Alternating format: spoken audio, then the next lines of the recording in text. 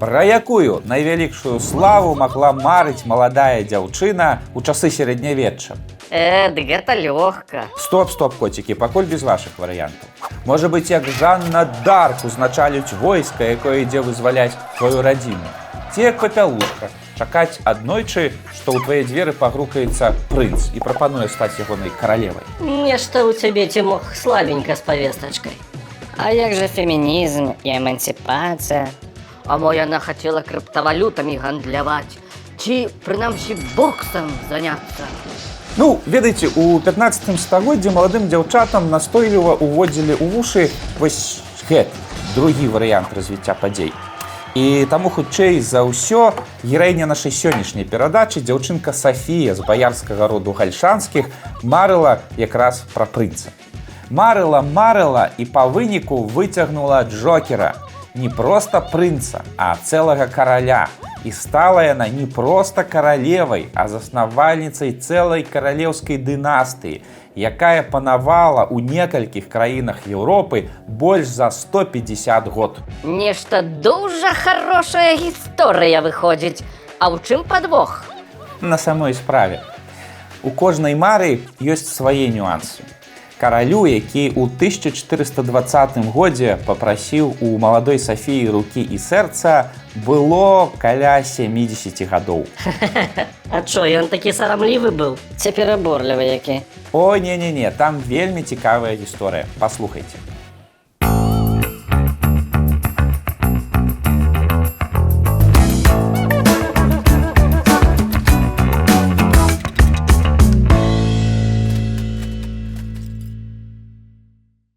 Сафія Андрэеўна, наша сённяшняя гераіня, нарадзілася дзесьці ў 1405 годзе. Хутчэй за ўсё, у замку заможнага роду гальшанскіх, у цяперашняй вёсцы Гальшаны. Я папрашу, Гальшаны гэта аграгарадок. Добра, у цяперашнім аграгарадку Гальшаны.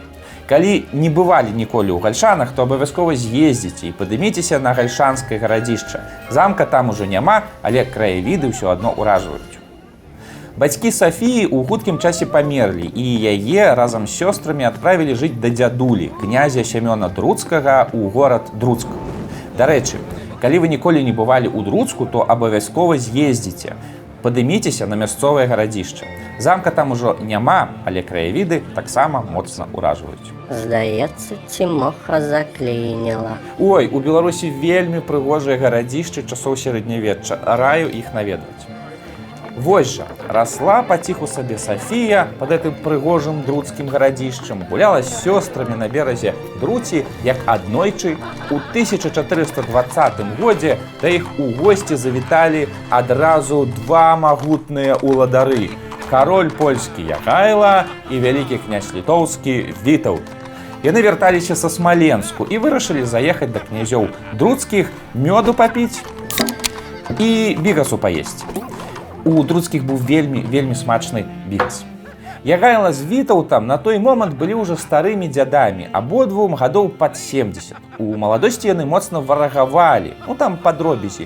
Ягайла Вітаўтавага бацьку забіў, а Вітаўт у Ягайлы ўсю ўладу хацеў забраць. Але для сапраўдных манархаў гэта не прычына, каб варагаваць да канца жыцця. З цягам часу крыўды свае яны забылі, разам выйгралі знакамітую грунвальдскую бітву і сталі сябрамі не разлей вада. Вось і ездзілі па сваіх каралеўскіх справах разам. Але вернемся ў 1420 год. Сядзяць, значыцца, два манархі ў князёў друцкіх.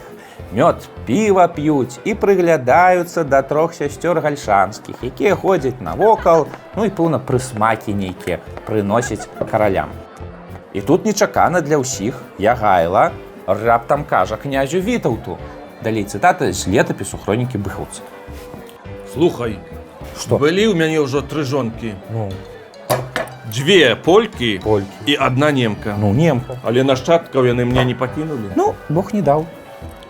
Таму прашу цябе, высватай мне ў жонкі князя Сямёна, малодшую пляменніцу Сафію. Яна з роду рускага, і, можа быць, Бог дасць мне нашчадкаў, а? І тут важная рэмарка. Пачакай, дай я скажу. Гальшанскія – гэта старадаўні літоўскі род, але парадніўшыся з рускімі баярамі, яны сталі праваслаўнымі, таму ў летапісах яны называюцца русінамі.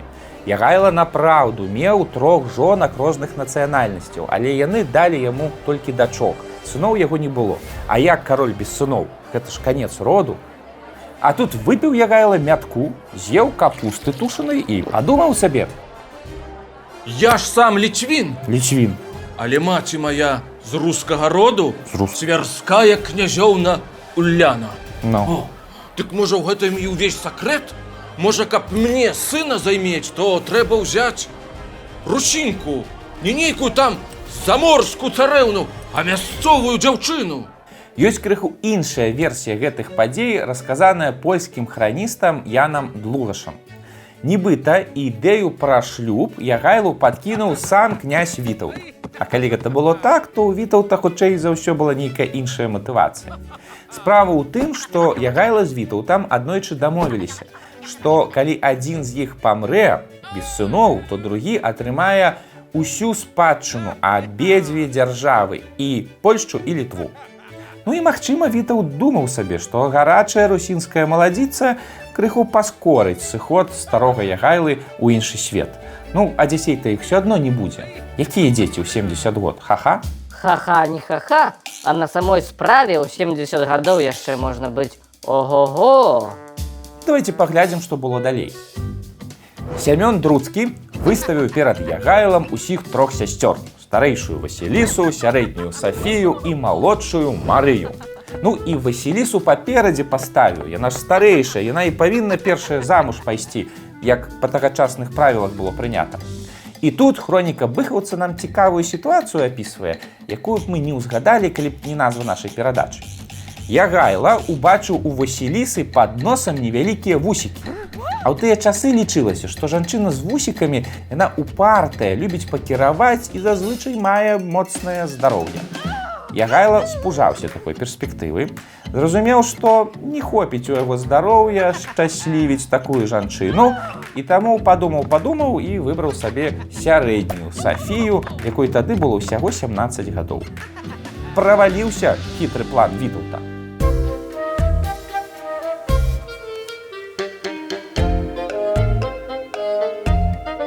Васіліса, а гэта часам не вусікі ў цябе?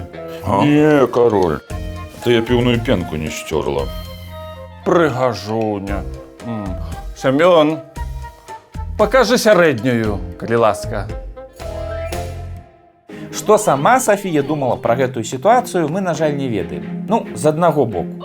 Яна, ліцвінка-русінка, сядзела толькі што капусту кіслую сёрбала на ўскрайку краіны, і раптам бац, яна будучая польская каралева. А з іншага боку, это ж ёй трэба будзе сыноў нарадзіць вось для гэтага вось. Ну, для гэтага вот это, дзеда 70-гадовага. Ну, такое сабе, 50 на 50.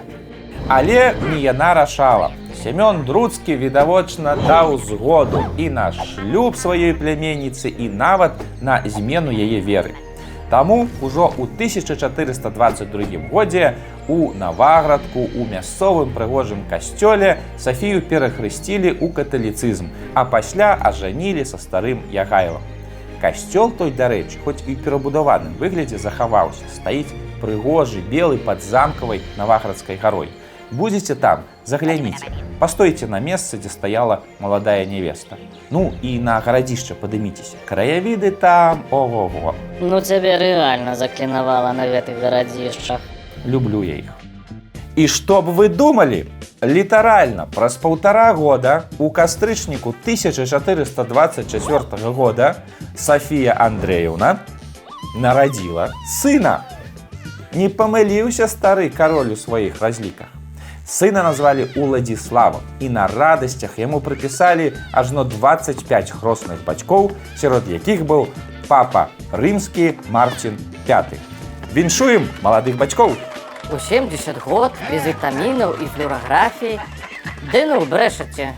Да не, праўда, без вітамінаў і флюараграфіі, выключна на бургундскім віне. Але і гэта яшчэ не ўсё.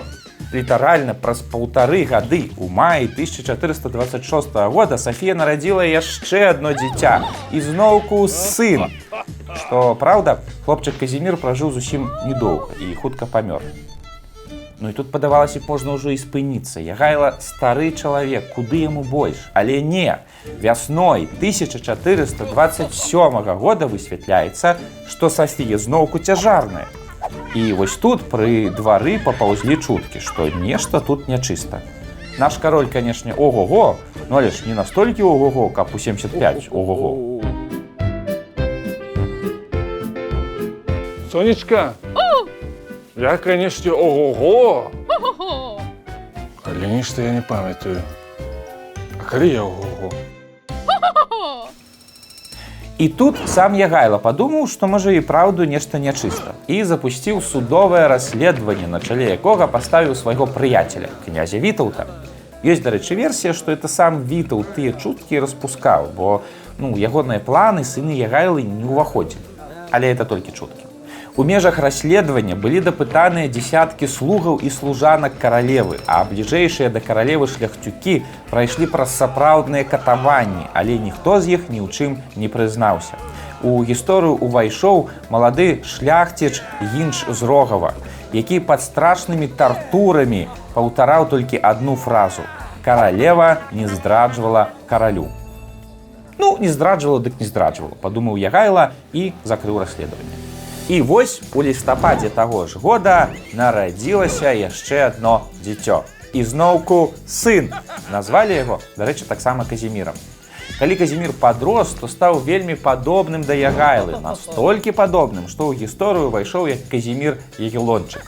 Таму справа са здрадай цалкам была закрытая нават у гістарычнай перспектыве. А яны рэальна былі падобныя? Ну, так, кажуць, што абодва яны былі рудыя, з такімі характэрнымі насамі, і абодва любілі кіслую капусту. Кароль польскі Ягайла памёр у 1434 годзе, пражыўшы доўгае і насычанае жыццё. На момант ягонай смерці князь Вітаўт таксама ўжо быў на тым свеце, а ягонаму старэйшаму сыну Уладзіславу было ўсяго толькі 10 гадоў. Адпаведна, каралева Сафія вымушаная была закасаць рукавы і акунуцца ў дварцовыя інтрыгі Польшчы для таго, каб дабіцца права для сваіх сыноў заняць каралеўскі трон.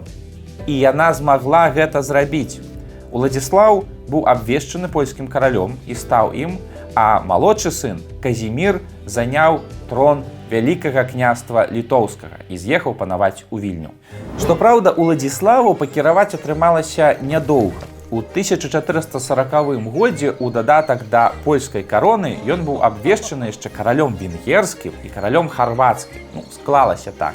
І паехаў бараніць новыя ўладанні ад турак. Праз 4 гады адбылася знакамітая бітва пад Варнай паміж польска-венгерскімі і асманскімі войскамі. Асманы тады перамаглі. Венгрыя на шмат стагоддзяў патрапіла пад уплыў турак, а сам кароль Уладзіслаў знік. Ні яго самога, ні ягонага цела больш ніхто ніколі не бачыў.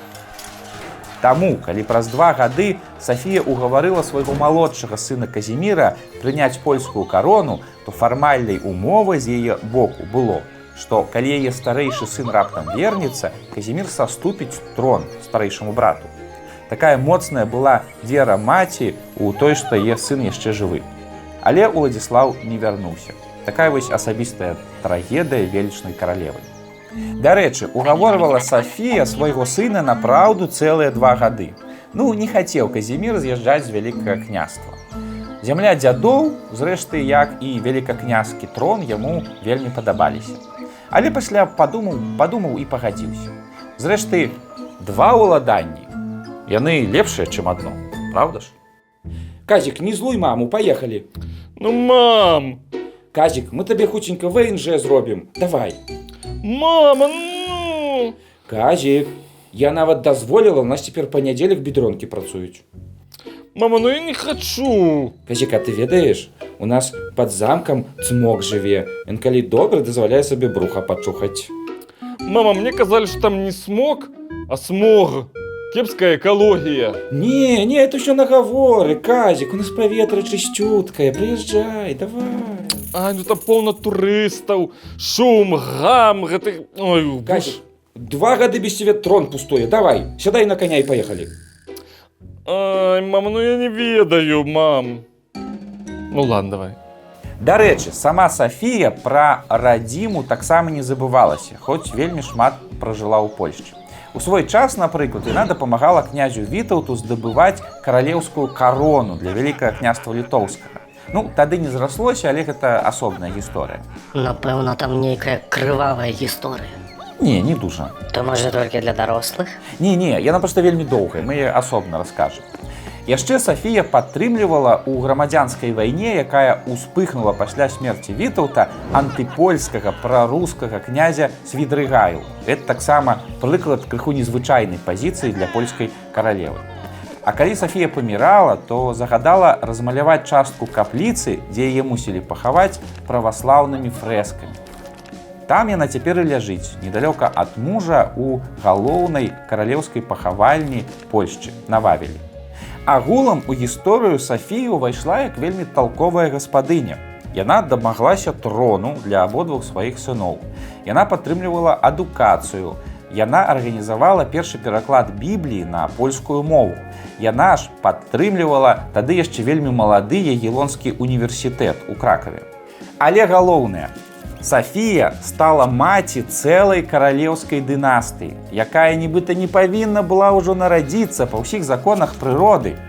Але ягелоны здарыліся і панавалі ў кароне і вялікім княстве літоўскім ажно да 1572 года. Ну і няблага так панавалі. Неймаверная гісторыя жыцця дзяўчынкі з досыць далёкага ад кракавага гарадка Гальшан. А чаму гэта гісторыя адбылася? І чаму? Можа быць, таму, што ў Сафіі не было вусоў?